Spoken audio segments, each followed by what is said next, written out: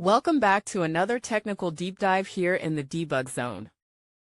Today we're tackling a big question and breaking it down with insights from other users.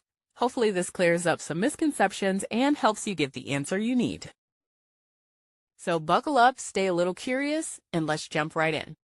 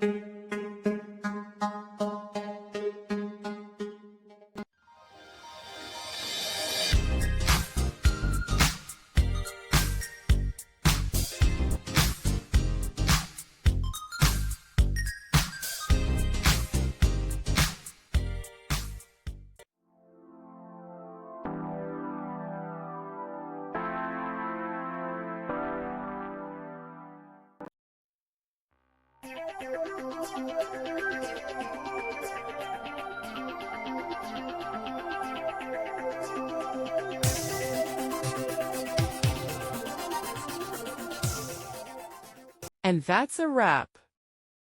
I hope you found the answer you were looking for. If you did, take a second to hit that subscribe button. It really helps out. And let me know in the comments which solution worked best for you. See you next time in the debug zone.